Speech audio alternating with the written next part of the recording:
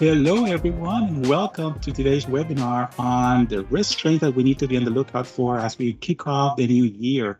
And I am very pleased to have you here because, of course, at the beginning of the year, we want to make sure we start off on the right foot. But at the same time, we have a great guest today with us. So we're going to hear from someone who has a great deal of experience as a practicing internal auditor, as a board member, and as someone who really is aware of what's going on and who can share those perspectives with us. So welcome, Lynn. How are you today? Hello. Thank you so much for having me. I'm doing all right. Just kicking off the new year and looking forward to addressing the new audit plan and adapting the risks into my audit plan for the year. And I'm guessing all of internal auditors, audit leaders are kind of doing the same thing right about now if they haven't already done so.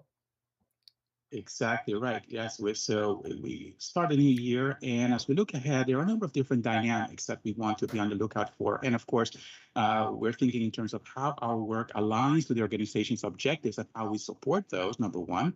And aside from that, we also need to remember always that we do risk-based auditing. So we pursue and help the organization achieve its objectives and the risk that potentially will impair the ability to achieve those objectives. So thinking about those risks, let's take a look at what are some of the key considerations we need to have in mind as we go forward. So how about we begin by taking a look at some of those? So from your perspective, in your mind, what is the first type or category of elements that we need to be on the lookout for as far as risks go? Well, I mean, I think we need to think about the risks that have been hovering about us for a long time, right? But they evolve, the velocity changes, etc. So one of the top things for me is disruptive innovation because it is something that I think the velocity is changing. It's coming at us very quickly. We have, an entire slide just for AI, which is also a form of digital disruption. But I think that with the new technologies coming on the line and going live, that there are a few industries that aren't being impacted or already been impacted by digital innovation, et cetera. And if you're not kind of ahead of the curve, then you're behind, right? As far as a competitive advantage or lack thereof. And so, if you think about companies of past that have turned into dinosaurs fairly quickly. Companies like Blockbuster, who were not on top of things in terms of being innovative, right? They were taking over Netflix, etc. So that big question of who's going to be the next Blockbuster that dies along the way on this journey of being very adaptive and Mhm. being innovative in order to stay abreast of the times. So when you think about that, then what I'm hearing is in one of the items that would seem to resonate here is that matter about the strategy, and there are new entrants in the marketplace, and in many respects, the challenges or difficulties or obstacles to entry have been reduced. And we see what happened. For example, you mentioned Blockbuster, of course, but we also have what we see in the hotel industry with Airbnb. We see what's happening with the taxi companies Mhm. with Uber and Yep. Lyft. We see what's happening with the insurance industry, where we have people that can go to a website and you can get quotes, right? With hotel reservations, same thing. So you have these interesting dynamics playing out where the strategy of your organization today may not be suitable for the future. We know that in the past that's been certainly resonating, but we need to continue to look at the organization, what it's doing, and how what we're doing now may not be suitable for success going forward. You also mentioned the need for adaptability. So I would imagine that that investment, so it's not just being aware, but it's making sure Yep. that the organization is making the right investments. So can you tell us a little bit Yep. more about that part of it, so that it's not just the awareness part, but it's also what the organization is doing proactively in terms of where it's placing its dollars and cents to make sure the organization is Absolutely. going to be ready to go forward.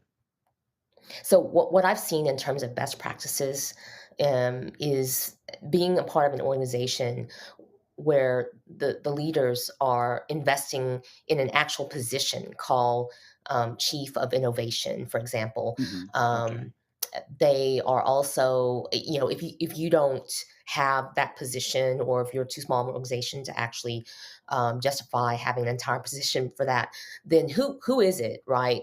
Who owns making sure that the company knows about all of the innovation that is available to it? Maybe they are the first movers. Is that their strategy to be the first movers, or are they going to adopt a strategy of watching somebody else be the first mover to see what the lessons learned are? But I've seen companies, short of having an entire position devoted to that, you could also invest in consultants. There are very high dollar consultants out there that have the data, have access to clients and companies, and know it within your industry where it's going, right? Globally, what are the trends, etc. And you can buy the hours if you need to, in order to guide the organization, guide the leaders into where it needs to be, and then like you say, put your money where your mouth is. I mean, is the company willing to make the investment, and how does that investment compare to other organizations within your space, within your industry? Are Right. you spending about the same amount of money, as other companies within your industry, or are you falling behind in investing in IT, in technology? A lot of times that falls upon the head of IT if you don't have a specific position that's designated to innovation. Yes, definitely. What you're highlighting is the importance of differentiating the title from the role. And in some organizations, they may not have the title for what we're talking about, but the role needs to be played by someone who is going to help the organization be aware of these dynamics and make the proper investments. One other thing I would like to run by you, if you may, has to do with the implications with regulatory compliance. So we've seen a Mm. few cases where organizations have made a move not realizing or perhaps hoping that it will not become a regulatory issue, but then it spikes a problem. So, for example, when it comes to, and I know we've had GDPR for a while now, but as we're talking about investments in technology and the use of people's information and that data, we have to be very careful that the organization doesn't run afoul of the law, whether it's the United States or abroad, when it comes to the usage of that information or the pursuit of their objectives and that digital transformation. Because what you could end up doing is you could trigger problems, not just regulatory. Again, that's I would like you to speak a little bit about that, if you may, but also in terms of how customers themselves may not be very pleased with the way the information is being used, and you could have liability in form of lawsuits. So, what do you see there as part as our um, uh, need as auditors to help the organization think ahead about that possibility and how they can protect themselves? Yeah, oftentimes companies, the big high tech companies in Silicon Valley, are outpacing the government's ability to come up with regulations and guidance. And so a lot of these larger companies are going to have a seat at the table themselves in helping to formulate some of those regulations. I know the White House has recently come out with a blueprint for responsible use of artificial intelligence, and um, I think that regulatory guidance is available.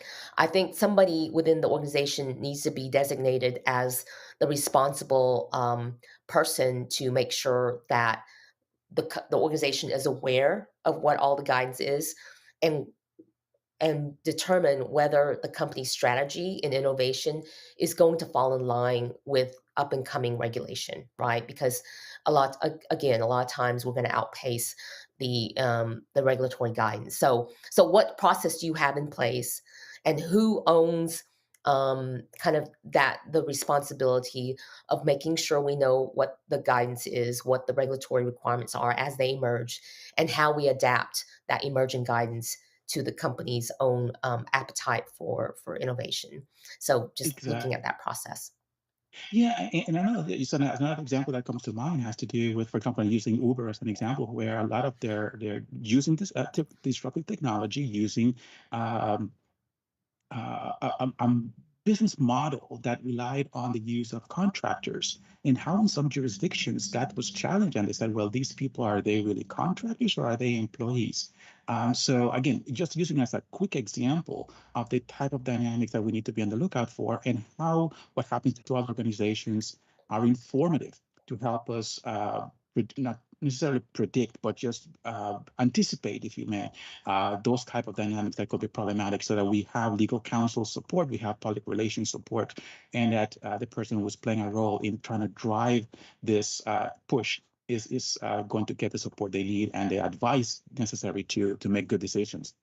One of the things that we want to make sure that our viewers and listeners today benefit from is one CPE credit for participating and joining us today. So we are going to have several questions that we're going to post periodically. There are going to be three of them, and you need to respond to all three of those and be with us for at least 50 minutes to earn your one CPE. The first question is coming up right now. So please take a look, respond to it, and we are going to then provide some commentary based on your responses, and let's see what you think about these things. Okay, so let's go forward with the first polling question.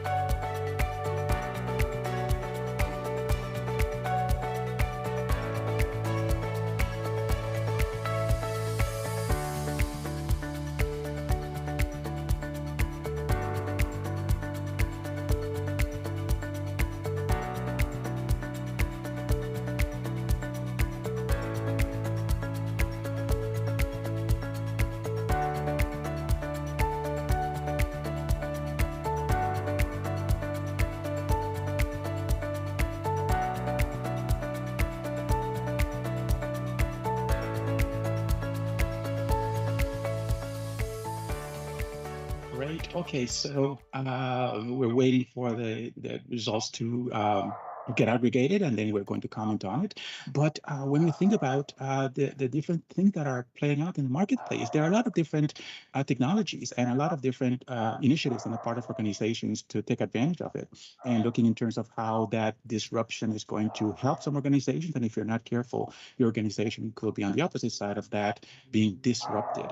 So we want to make sure that that is in fact the case.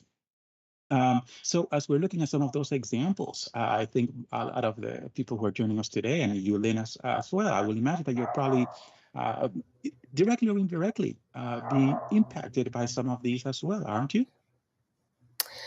Yes. So, when we get to speaking more deeply into artificial intelligence, I know that audit leaders within my CAE share forum groups, we've been talking about use cases for internal audit. And there's been talking about whether AI will be replacing certain professions, etc. And I would say that. For the most part, the audit leaders I've spoken to have been very welcoming of AI and how that may help the internal audit profession kind of move forward.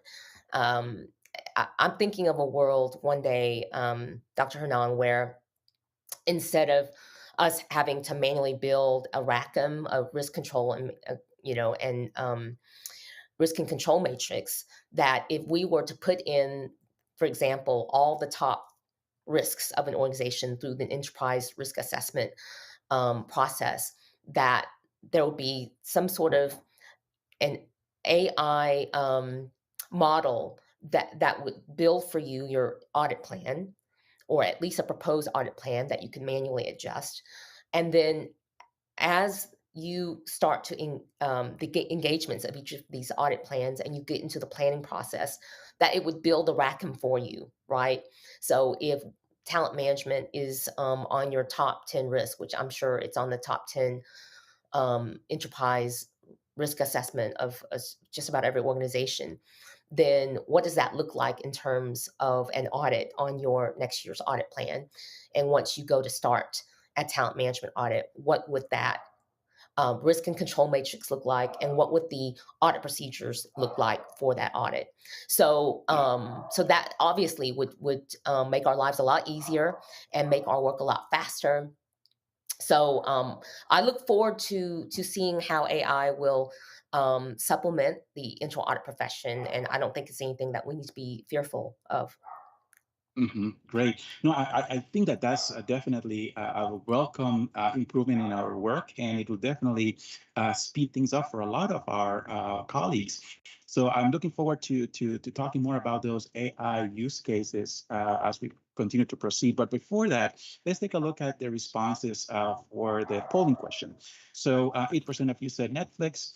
15% of you said AI, and then all of the above, which is really let's call it the correct answer, because all of these examples, A, B, C, and D, Netflix, Uber, robotics automation, and AI, are all examples of innovative disruption. So all of the above, and 77% of you indicated that as the correct answer.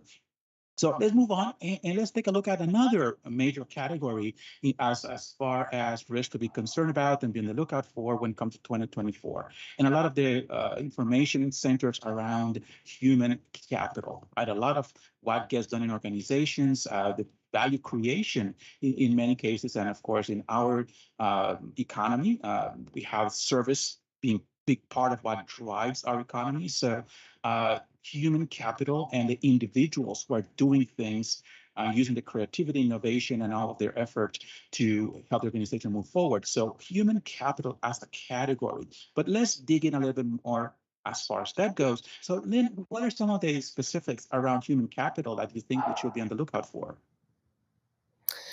Well, I think for audit leaders, there's two things that we need to look at. The first one is how talent management risk is impacting their organization, right? And how um, those risks should be translated into an audit plan, and how can internal audit leaders um, do the types of audits or special projects that will help the organization address this risk. That's number one. Number two is, how is talent management risk impacting their own internal audit function, right? Their ability to hire good quality people and how to retain them, how to invest in them so that the knowledge doesn't leave with them when they leave the company, or maybe they roll out into the organization, but they leave your group. And so how you replace them, etc. And so I know that my peers, internal audit leaders, are concerned about their ability to recruit talent.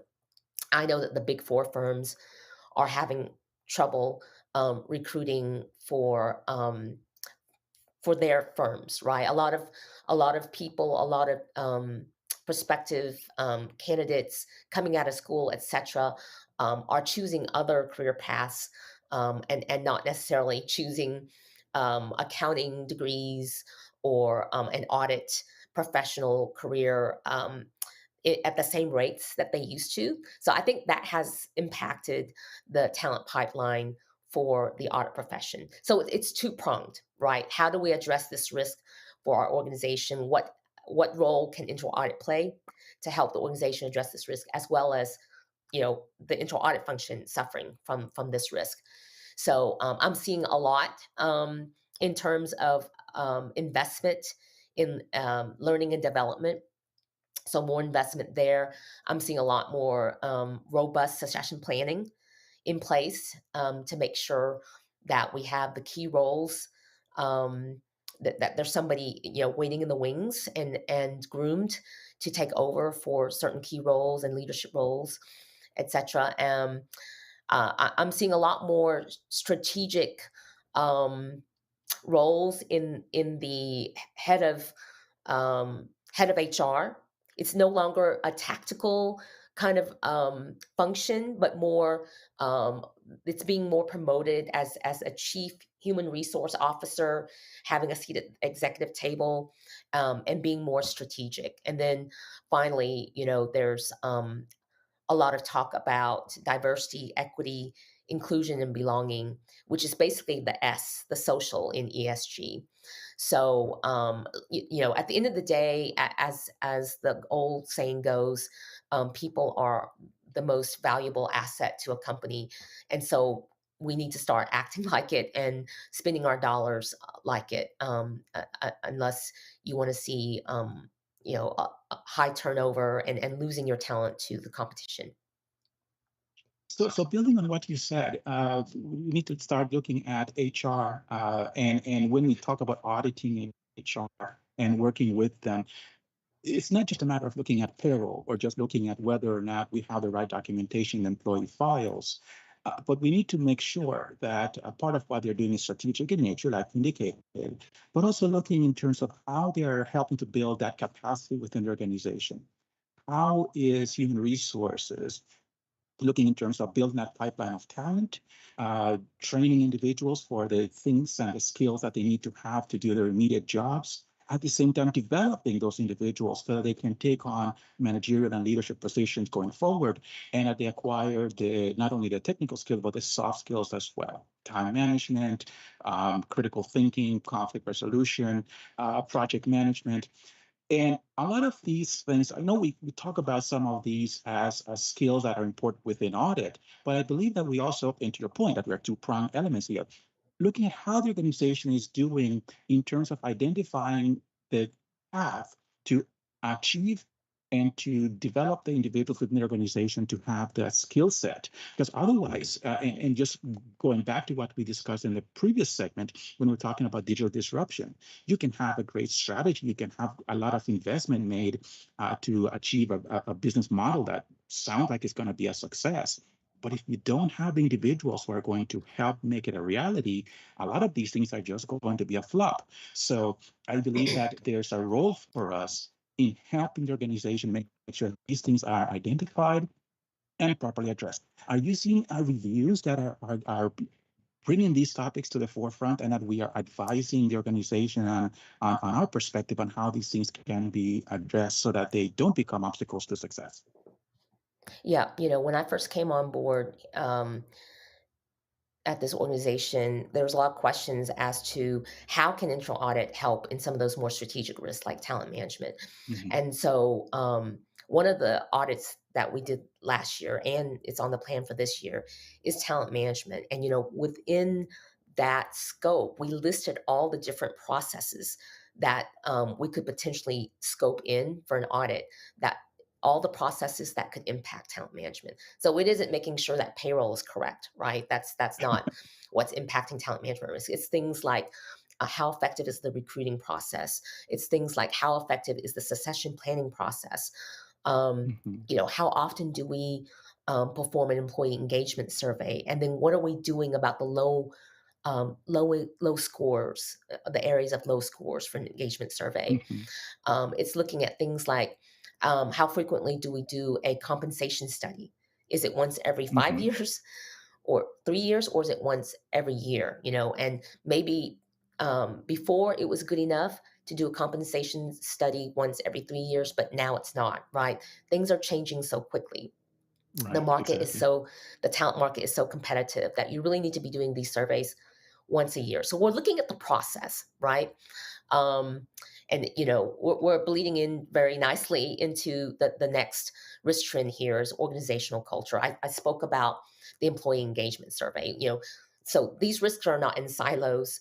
Employee engagement surveys is something you should be looking at not only when it comes to managing talent, but also looking at the organizational culture.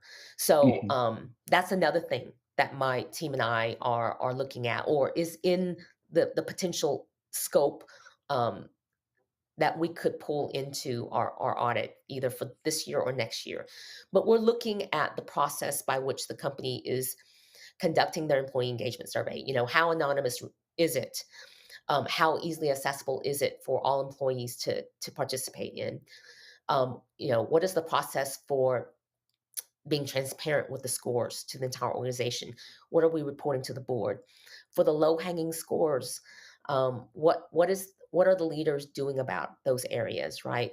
What action items are coming out to try to close the gap in terms of the areas of the employee engagement survey where we're scoring low on those areas? Mhm. So you and I have talked, Dr. Hanan, about organizational culture. Is such a foundational part of any organization that, as you mentioned, you can have as many policies and procedures as you can possibly have, but if the culture is dysfunctional, people won't likely be following those policies and procedures. Exactly right. That is definitely a weak point in a lot of organizations, unfortunately. One question that I have has to do with, as we're looking at the organizational culture and auditing culture, which has been a topic of conversation in our profession for a while.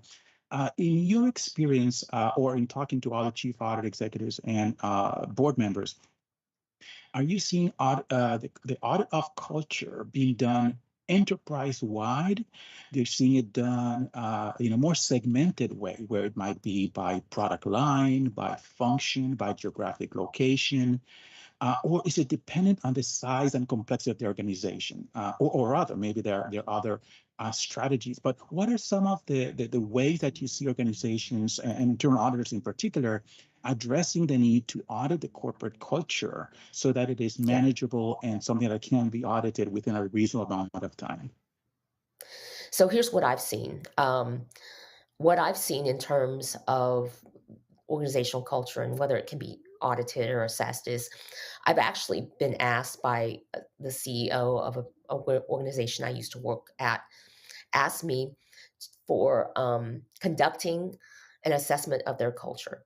So what we did was we made sure that we interviewed every single function. We couldn't interview every single employee, but at least every single function, and we tried to have many layers of the hierarchy involved in the interviews as possible. But we Mhm. basically asked, we asked the senior leaders, the executive team, what is the should be culture? What is the culture we're working towards that we want, the desired culture? And then we asked the masses, if you will, the employees throughout the organization. What is your actual day to day experience with the culture? And how would you describe it in 3 to 5 words? And so, after asking the executive team how they would describe the ideal culture that they want at the organization, describe in 3 to 5 words, we matched it up to what the employees were experiencing on a day-to-day basis, and there were gaps. And so we presented the report and showed them where the gaps are. So that's one way of doing it. The other Mhm. way of doing it is to incorporate it through the employee engagement survey. So what an organization I worked for has done is they used to have an employee engagement survey, and then they would have a separate kind of a culture survey, and people were being surveyed to death, right? Survey fatigue. Yeah. So we combined it, and so there's only one employee engagement survey, and within Okay. that employee engagement survey were questions that were specific to the company's um, culture and core values. And questions like, do you feel that there's transparent communication throughout the company? Do you feel like the leaders are walking the talk in terms of the company's core values, etc.? So those questions are very specific to being indicative of whether the culture at the organization was healthy or dysfunctional. And so once we got the results from the survey, you could see where there were maybe higher versus low scores. And afterwards, that's where the rubber meets the road. If you're going to take people's time and ask them to pour their heart out and share with the organization how they feel about working at the company, it really matters what you do with that information, right? Because Exactly. once an employee feels like you're not doing anything with that information, they'll stop participating. And then you Right. will you will eventually get less and less participation. But anyways, to round it out, I think auditors can look at the process by which organizations have in place to make sure that there's a certain desired culture, right? What are your core values? Are they written down? Are they communicated, right? How is the organization actively embedding these values and living out these values and holding people accountable to these values on a day-to-day basis? So those are the things that I would look at if I was in the audit function looking at culture. Excellent. Great. Thank you very much. I really appreciate you sharing that experience with us in terms of how it can be planned for, because this, for a lot of practitioners, seems like an overwhelming task. And listening to your experience and different ways that it can be done is very helpful moving forward. Two things. So one of them is for everyone who is joining us today, please submit your questions. We are going to have a Q&A session at the end of today's session here today. So please go ahead and submit your questions, and we will respond to those when we get to the Q&A. Number two, the second polling question. So question is going to be displayed. Please respond to it. And as a reminder, you need to respond to all of these questions and be with us for 50 minutes or more to get your one CPE. So let's display the question, and I look forward to hearing your responses.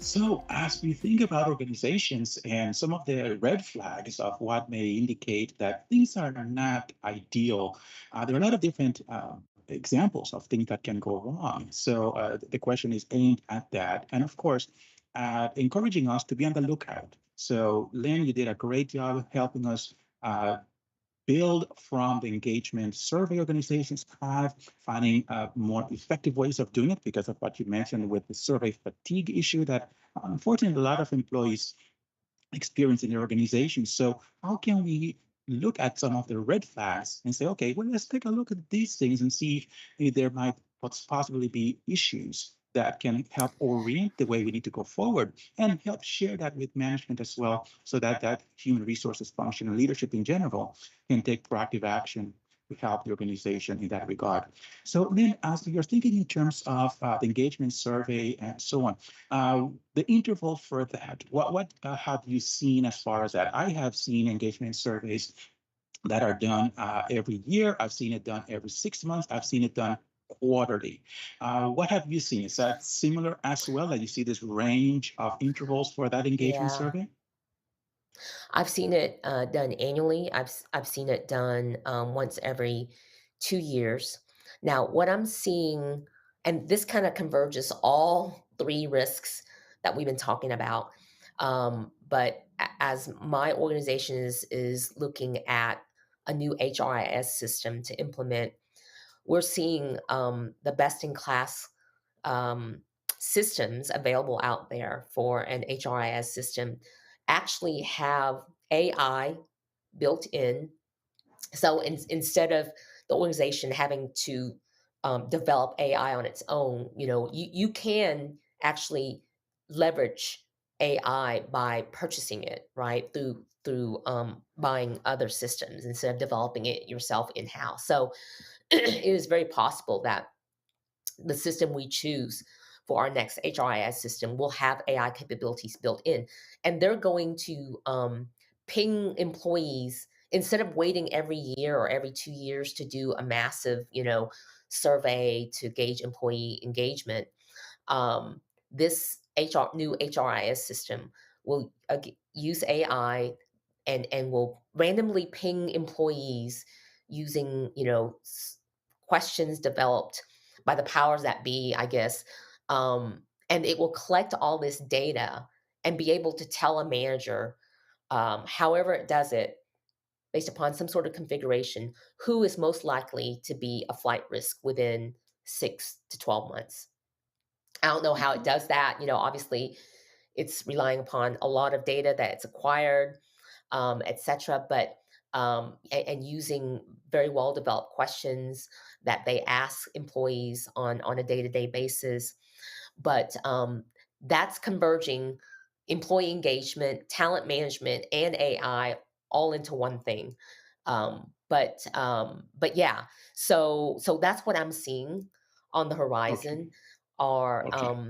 So you're seeing systems intervals of everything from 2 years to yearly to daily, on real time, let's call it that, where real time. based on Yeah. some algorithm, AI is generating probing questions that are going to be sent to individuals and just kind of check the pulse as you go. So it's more of Yeah. a real time intervention there, But which is interesting. yeah. So let's E- go back to the polling question that we were just asking, and let's look at the responses mhm. to that. And then we're going to speak in more depth about artificial intelligence. So, what are some examples of red flags of a dysfunctional culture? Looks like no one indicated lack of transparency. 8% indicated high turnover, aggressive risk appetite, and low employment engagement score. 8% for each one of those three. And then all of the above, 76%. So I will think that all of the above will Yeah. encapsulate all of these scenarios and as let's call it correct answers. Yes, all of those will be Yeah. red flags. So then let's pick up But where you left off. Go back to AI. You gave us a great example of how AI is helping us gain a better sense about the pulse within the organization, and not just collectively, but also individually. And you mentioned one of the risk factors, which is the risk of employee abandonment when people will leave the organization. So let's build on that and let's talk about another category of risk for 2024, which is AI. So let's mhm. get into more detail there. Yeah. So um as with anything new, there comes with it risks, and some of the most common risks associated with AI is going to be data privacy. It's going to be um, you know the cost. It's going to be also um, unconscious, not unconscious, but biases and Mhm. biases that are built into AI, right? If you use ChatGPT, for example, that's just gathering everything off the internet. And there's tons of disinformation and biases in the wide world web, all the information out there. And so that's what you're getting, right, when you're using ChatGPT, because it's grabbing from this huge monstrosity of data that may not be very reliable, or has inherent biases, some very dangerous biases out there. And so, uh, hopefully, your organization has some sort of stance on the use of AI, right? Has some sort of policy, procedure, has some sort of framework that you want to refer to in terms of what types of policies you want to align with. And the government, the White House, has come out with a blueprint for use of AI, and addresses a lot of the common risks out there. So there's 5 principles in this blueprint, and it does address um, the safety and effectiveness of the use of AI, as well as making sure that data privacy is protected. It also, um, in this framework, one of the principles, is trying to make sure that the algorithms built into the AI systems being provided, does not discriminate. Does not discriminate within any specific group. Um, we talked about data privacy. It also requires that services that use AI notify its customers and users that AI is being used, and how their information is being used in that, as well as provide users with an opt out function, right? If they don't want their data to be used, or if they would prefer not to uh, use the AI function, and opt out to actually have a human alternative. Mhm. So those are the 5 principles that are built in this blueprint, and it's a guidance. It's a white paper, and just very high level guidance for companies to use if they are going to be offering AI services in any Mhm. way. So that's Yeah. coming out, and it'll be interesting to see how well, or how easily, or how challenged companies will be in adapting and adopting these principles. Yes, definitely. Great guidance is coming out at the moment because the adoption rate for AI has been so fast and furious. We are Hmm. seeing so many applications, whether it is, and you mentioned ChatGPT as a large language model, LLM, but there are many other tools like it. We also have image generators, we have video generators, we have so many things in terms of different tools. We have the chat bots for a lot of websites and customer service support. You shared the example earlier about human resource and just that pulse within the organization and trying to get a read on the culture and potential red flags that management needs to be aware of and intervene on. So a lot of these use cases are coming out, and we have a number of risks, to your point, that we need to be on the lookout for as well. And some of it, of course, goes into matters of privacy. You mentioned bias as well. But another thing is being mindful about how some of these may also impact the work that people do, and whether or not employees are becoming very nervous about their employment. So I think it's important for organizations to also be mindful of how employees or workers in general are reacting to all of the information out on the internet, and whether they are going to be distracted. I think it's very helpful, and this again goes back to the theme for today's session, is talking in terms of how management is communicating what they're doing with AI, because you don't want employees to be so distracted with fear or misinformation that they are not going to focus on getting the work done. AI can be a great tool to help them do their jobs better. And if they are able to use it as a tool, they will feel more motivated and move forward positively with it, as opposed to feeling fearful and trying to either block adoption of it or not using it as much as they could or should. So I believe that that is an important thing.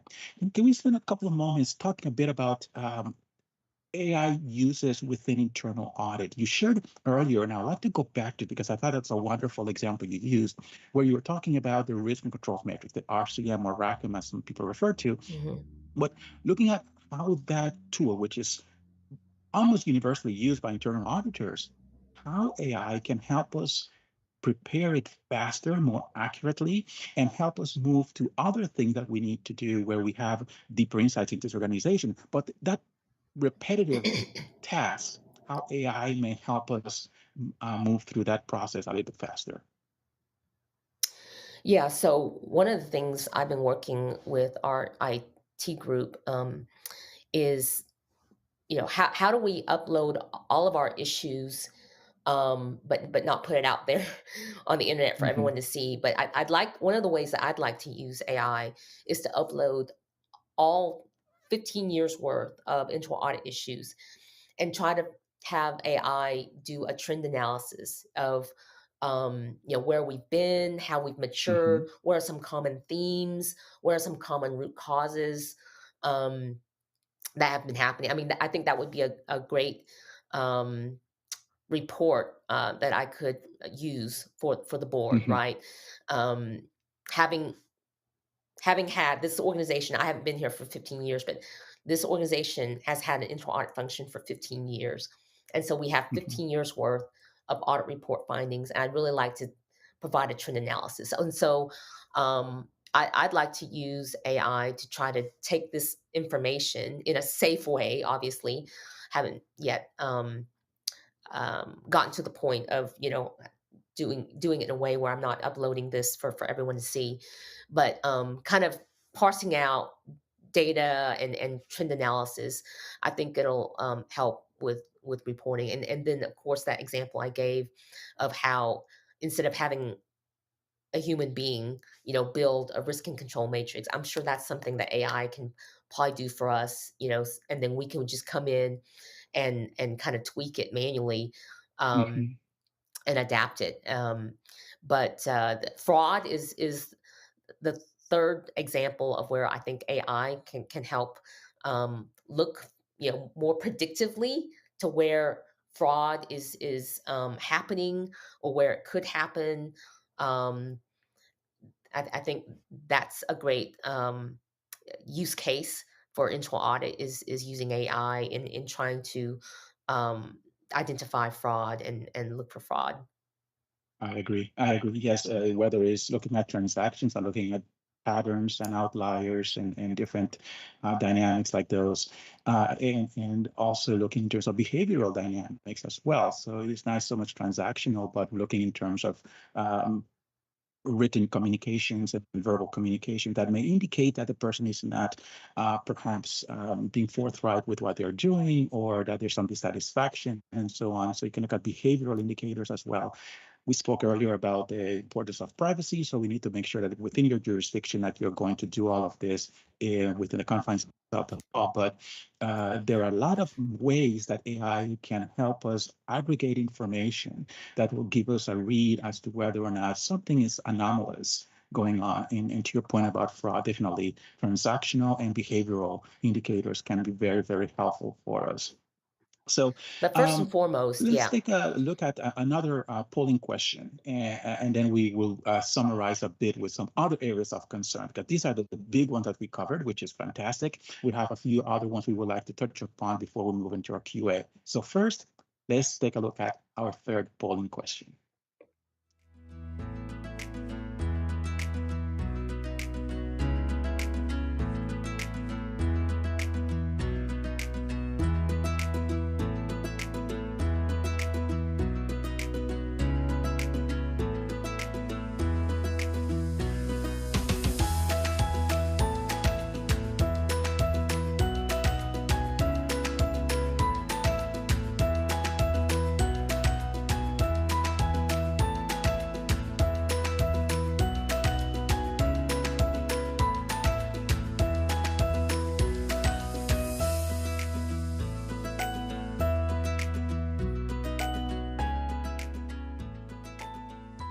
So when we're thinking about risks, one of the mistakes that people make sometimes is to think about risk as standalone dynamics, things that will happen to some extent in isolation or in a vacuum, and that is not the way a lot of risks behave. Uh, Quite often they interact with each other in a number of different ways. So we kind of hinted at some of those things when we're talking about an employee who may be unhappy or dissatisfied, and how this employee may leave the organization. We spoke about it in the context of talent management and engagement. They may provide poor customer service to their customers or clients. So that's another manifestation of that. We can also look in terms of fraud, which we were just discussing a moment ago before the polling question, where an unhappy employee may sabotage the organization.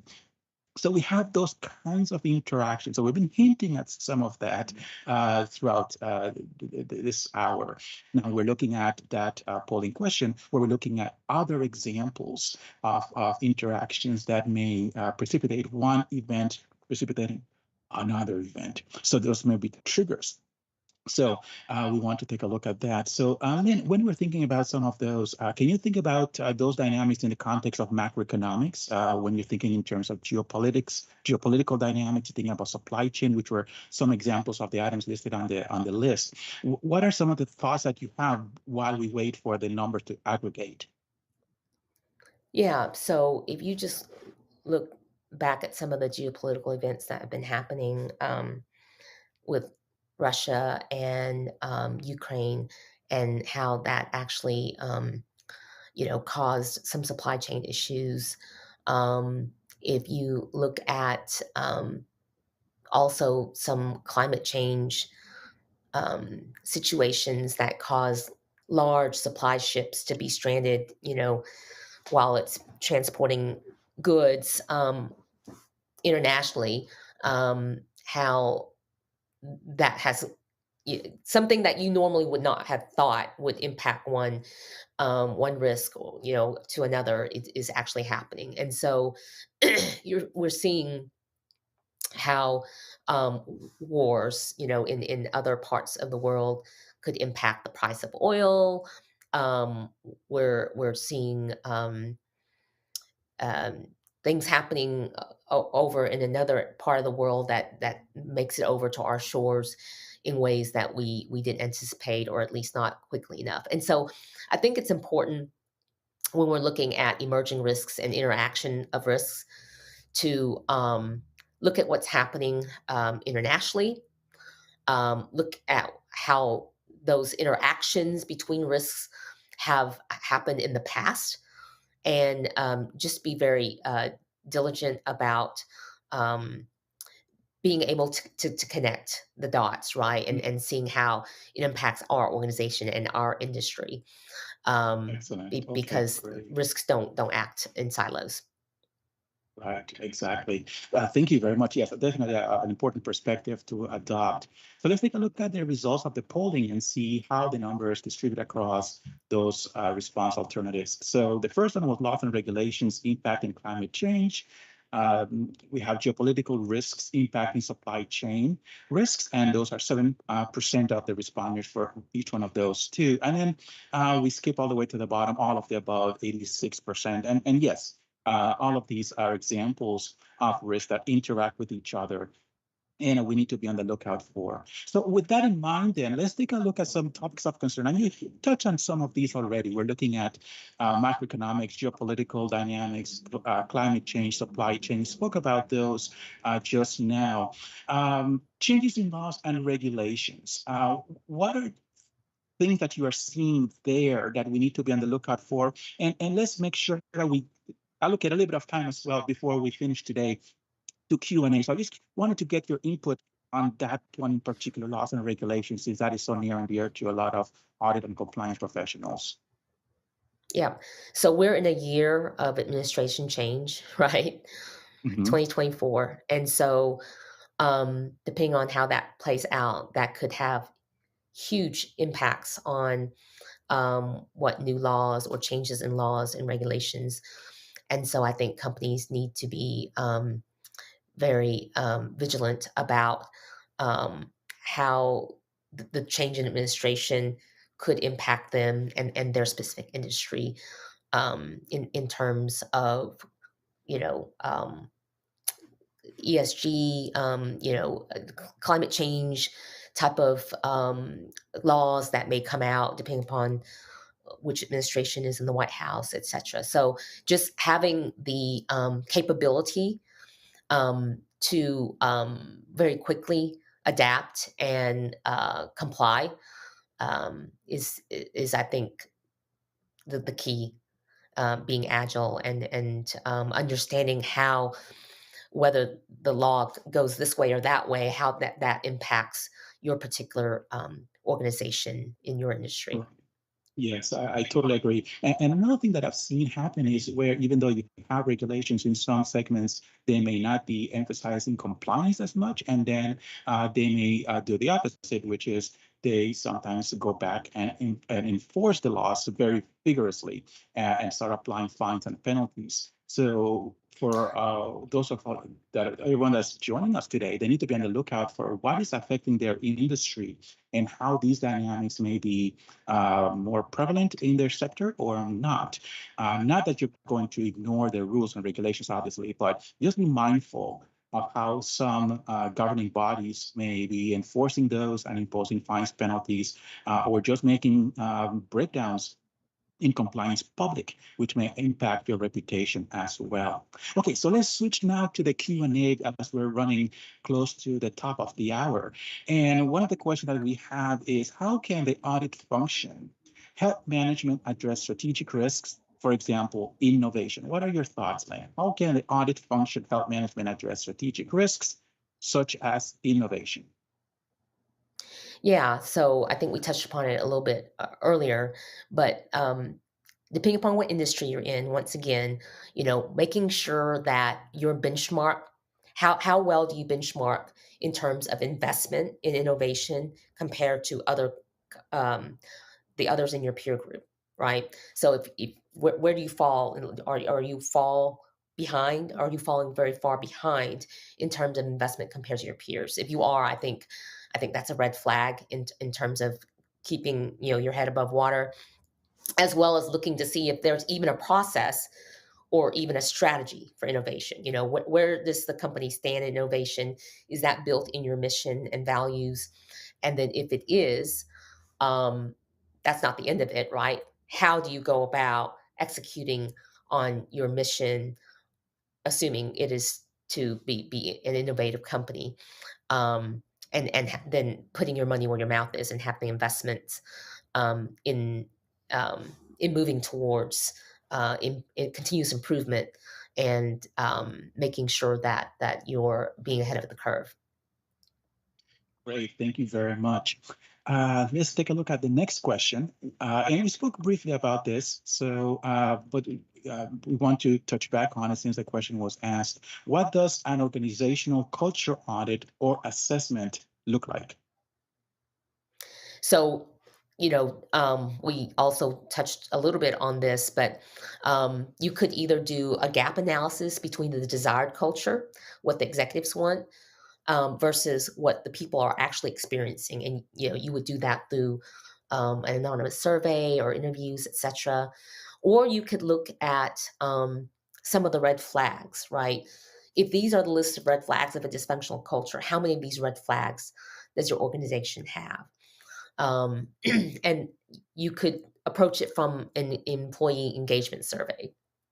So um, if you already have an employee engagement survey, are some of those questions, you could build in some of the questions that touch upon culture, and then finding out after you execute that survey whether you have any low hanging scores on some of those culture questions. And if you do, then kind of doing a deeper dive in that in the low score area. Is it a particular leader that has these low culture scores? Is it a particular function, subgroup, etc.? And continue to peel back the onion layers and finding out whether it's a company wide problem or whether that's just kind of in pockets. Um, Okay, great. and then supplementing that with things like exit interviews from employees to find out what they're saying about their former leaders. Um, things like that. Great. Thank you very much. Okay, so let's take a look at the next one. How can we help management with ESG compliance besides auditing the accuracy slash completeness of the report? Quite often people go straight to the report, but there's more to ESG. So how can we help management with ESG compliance?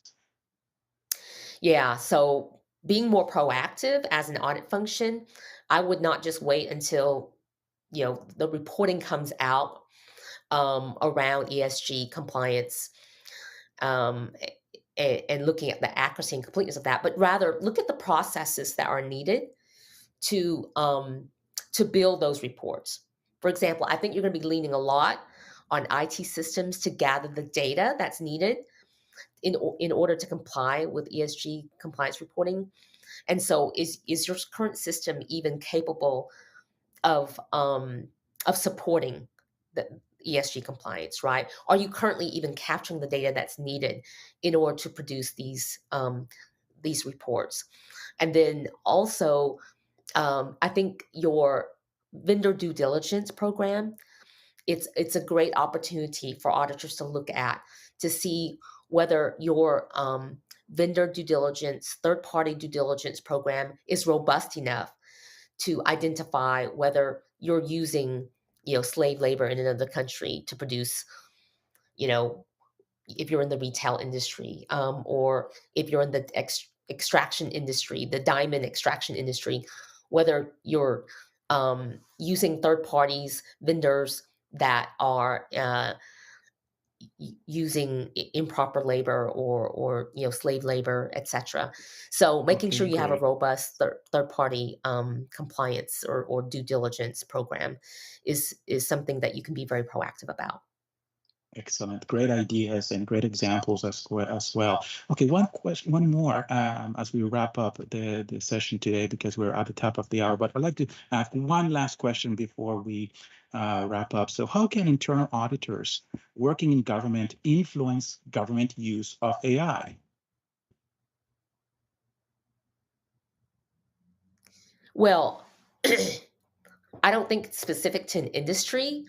Um, Whatever industry you're in, government or non-government, as with any new regulation that comes out, I think we're supposed to encourage, right, advise the leaders that there is regulation um, that's coming out, and so what are we doing to make sure that we are in compliance um, with these new regulations that are coming out, um, and at the same time, I think that we need to be able to leverage the up and coming um, systems and innovation for any entity, whether you're government or not, to service our customers the best, right?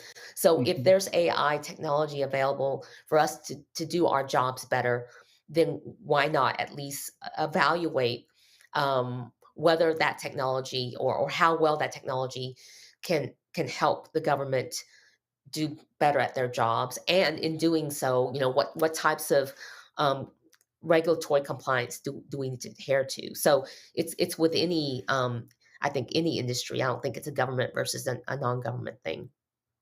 Excellent. Yes, I agree with you. I believe that that's a universal concern. And it can be deployed within an organization so that you have enough firewall so that the information that you load into your AI systems is not visible outside the organization. So you can limit some of that. You can feed it information from within and have it produce outputs also that are only provided within the organization, so you can limit that exposure. But yes, absolutely, it needs to be thought about, and there are so many opportunities to increase productivity and efficiency and to reduce cycle times by making sure that we are adopting it and using it appropriately, whether you're in government or not.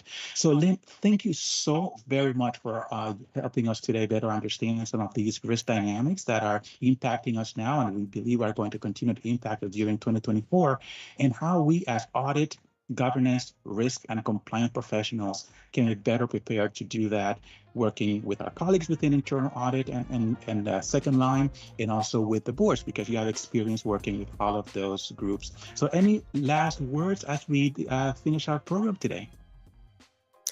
No, I mean, just I would say that with managing risk, you need to have a very robust, effective enterprise risk management program in place. So if you have that in place, you'll be able to deal with all these risks in a timely manner.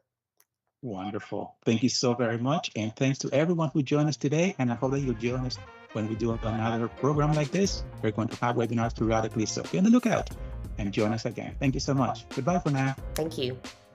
Bye.